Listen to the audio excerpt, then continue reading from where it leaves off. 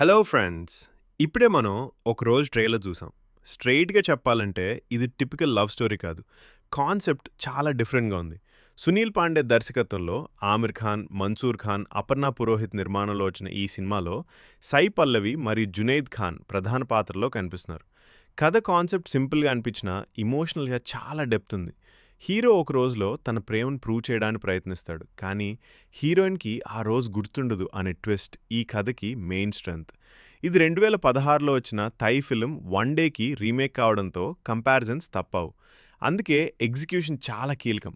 Trailer చూస్తే com, soft టోన్‌లో cut చేశారు. Loud moments లేకుండా స్లోగా ఎమోషన్స్ బిల్డ్ చేసింది.